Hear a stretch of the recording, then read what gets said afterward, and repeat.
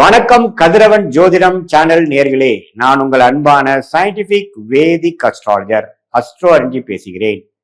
நல்லது நினைப்போம், நல்லதே நடக்கும்.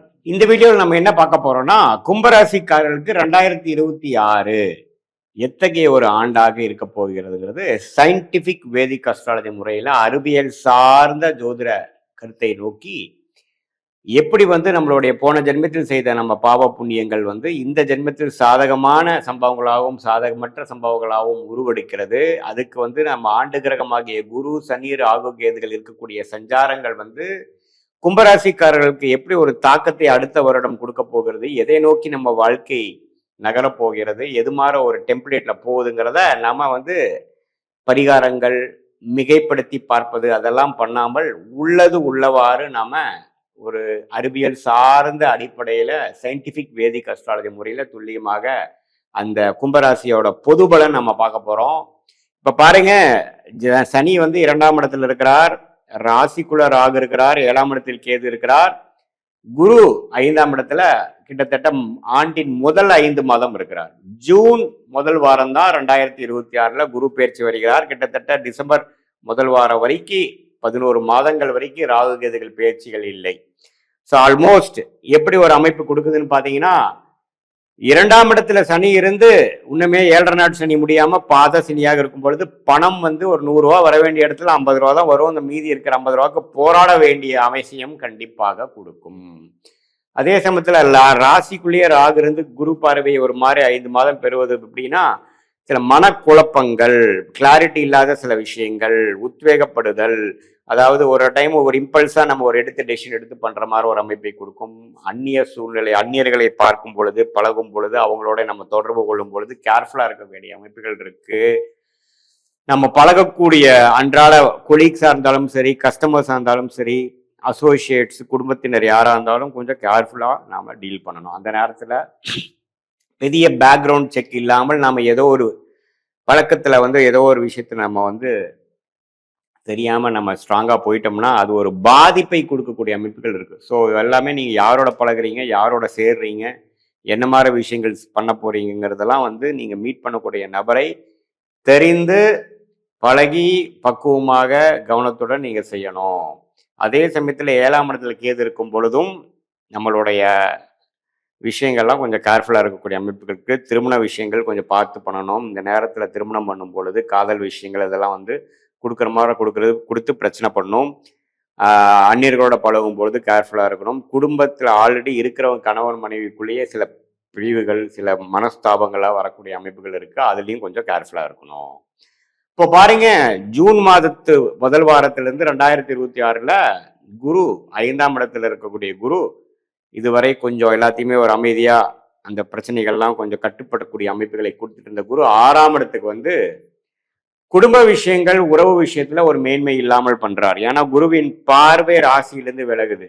ஆனா நீங்க வியாபாரம், வேலை விஷயமாக அதிகமாக உழைக்கக்கூடிய அமைப்பு, பணவரவு அதிகமா இருக்கும். லோன் வாங்கி அபிவிருத்தி பண்றது, லோன் வாங்கி வசதிப்படுத்திக்கிறது, வண்டி வாகனத்தை அப்கிரேட் பண்ணிக்கிறது, வீடு வசதிப்படுத்திக்கிறது, இடம் வாங்குறது, வெளிநாடு போகிறது, குடுக்கல் வாங்கல்ல நிறைய பண்றது, ஷேர் மார்க்கெட் இன்வெஸ்ட் பண்றதுன்னு பெரிய ரிஸ்க் எடுக்கக்கூடிய அமைப்புகள் பண்ணி நம்ம அன்றாட வேலையில குடும்பத்தை கவனிச்சுக்கிறது, அது மாதிரி விஷயத்துலாம் கொஞ்சம் குறைபாடுகள் வரக்கூடிய அமைப்புகள் உண்டு. ஸோ ஜூன் மாதத்துக்கு அப்புறம் பார்த்தீங்கன்னா வம்பு வழக்கில் கேர்ஃபுல்லா இருக்கணும், உடல் உபாதைகள் கேர்ஃபுல்லா இருக்கணும். அதே சமயத்துல உங்களுக்கு யாரும் தெரியாதவர்கிட்ட ஒரு பேராசைப்பட்டு பணத்தை கொடுக்கறது, யாருக்கோ போய் கேரண்டி நீங்க எடுத்து நீங்க பண்றது, அதே சமயத்துல தெரியாத ஒரு நபர்கிட்ட நீங்க வர்த்தகம் பண்ணி ஒரு பணமே வாங்காம ஒரு பொருள் அனுப்பி மாட்டிக்கிறது, அது மாதிரி சில விஷயங்கள்லாம் நடக்கிறதுக்கு வாய்ப்பு உண்டு. ஸோ கும்பராசிக்காரங்கள் ஓரளவுக்கு கவனமாக இருக்க வேண்டிய ஒரு ஆண்டாக 2026 இருக்கு. ராகு ராசிக்குள்ள இருக்கிறார், கேது 7ஆம் இடத்துல இருக்கிறார், குரு 6ஆம் இடத்துக்கு போறார். அதே சமயத்துல சனி 2ஆம் இடத்துல இருக்கும் பொழுது எல்லா விஷயங்களும் கொஞ்சம் கேர்ஃபுல்லா தான் இருக்கணும். என்னதான் உங்களுடைய ஜென்மசனி 2023 24 முடிந்திருந்தாலும் இன்னுமே பார்த்தீங்கன்னா ஒரு வருடத்துக்கு கொஞ்சம் கேர்ஃபுல்லா இருக்கக்கூடிய அமைப்புகள் உண்டு. பட் இருந்தாலும் பணவரவுக்கு குறைச்சல் இருக்காது. குடுக்கல் வாங்கல் நல்லா இருக்கும், லோன் ஈஸியா கிடைக்கும், அது மூலமா அபிவிருத்தி பண்ணிக்கலாம். உங்களுடைய ஜென்ம ஜாதகத்துல நல்ல ஒரு அமைப்புகள், நல்ல தசாபுக்திகள் போய் கொண்டிருக்கும் பொழுது லோன் மூலமாவே நம்ம வசதி ஆயிக்கிறது, கடன் மூலமாக ஜெயிக்கிறது, அபிவிருத்தி ஆகிறது, லாபம் பெறுவது, பெரிய லெவல்ல போகிறது அப்படிங்கிற மாதிரிலாம் அமைப்புகள் இருக்கு. கூட்டு தொழில் இருக்கிறவங்களுக்குலாம் நல்ல ஒரு அமைப்பு வருது. ஸோ ஓரளவுக்கு மிக்சடான ட்ரெண்ட் உள்ள அமைப்பு, வெளிநாடு எதிர்பார்க்கிறவங்களுக்கு வெளிநாடு போகக்கூடிய அமைப்பு, விசா கிடைக்காம இருக்கிறவங்களுக்கு விசா கிடைக்கிற அமைப்பு, ஹையர் ஸ்டடீஸ்க்காக போகக்கூடிய அமைப்பு, வெளிநாட்டில் இருக்கிறவங்க இன்னொரு நாட்டுக்கு டிராவலிங் போகக்கூடிய அமைப்பு, இது எல்லாமே கொடுக்கக்கூடிய அமைப்பு வந்து கும்பராசிக்காரருக்கு 2026 முழுக்க இருக்கு. குறிப்பா சொல்லணும்னா ஜூன் மாதத்துக்கு அப்புறம் இன்னும் அதிகமாக அது இருக்குது.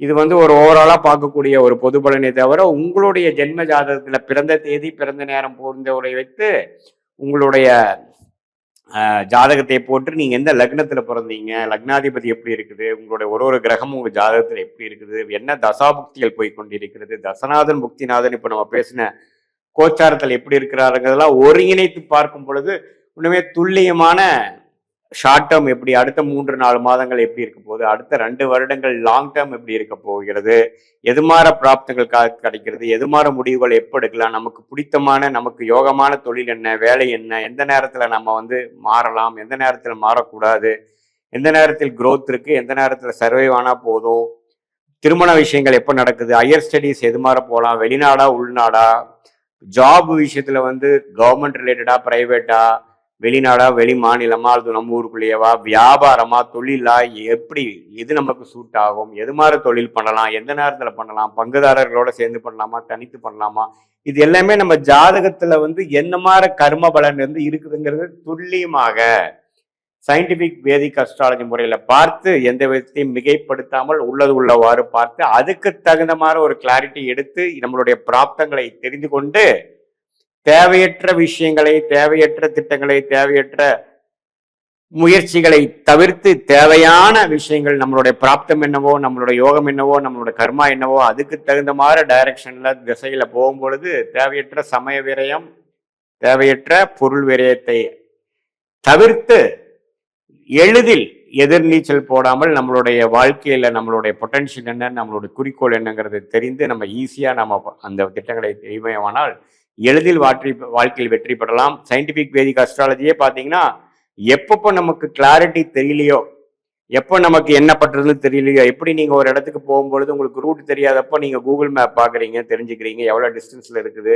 போற வழி டிராஃபிக்கா இருக்கா, எப்படி இருக்கு, வேற மாற்று வழி இருக்கா, என்னென்ன மாதிரி ஆப்ஷன்ஸ் இருக்கு, எவ்வளவு நேரத்துல போய் சேருவோம், எந்த டைரக்ஷன்ல போகணும், எத்தனை லெஃப்ட் எத்தனை ரைட்டு, இதெல்லாம் நம்ம எப்படி நம்ம தெரிஞ்சுக்கிறோமோ அதே மாதிரி உங்களுடைய வாழ்க்கையில ஒரு கிளாரிட்டி இல்லாத டைம்ல மட்டும் பார்த்தால் போதும், எல்லா நேரமும் பார்க்க வேண்டியதில்லை. சயின்டிபிக் வேதிக் அஸ்ட்ராலஜி முறையில் பார்க்கும் பொழுது எதையுமே மிகைப்படுத்தாமல், பயப்படுத்தாமல், இல்லாத விஷயத்தை பெருசு பண்ணாமல், பரிகாரங்கள் அது மாதிரி விஷயத்துக்கு போகாமல், என்ன நமக்கு காட்டுதோ அதுக்கு தகுந்த மாதிரி வாழ்க்கையை நம்ம நிர்ணயிச்சு அதுக்கு தகுந்த மாதிரி நம்ம போகும்பொழுது வாழ்க்கையில் எளிதில் வெற்றி பெற முடியும் என்று சொல்ல விரும்புகிறேன். மீண்டும் மற்றொரு காணொளியில் சந்திப்போம். நன்றி, வணக்கம்.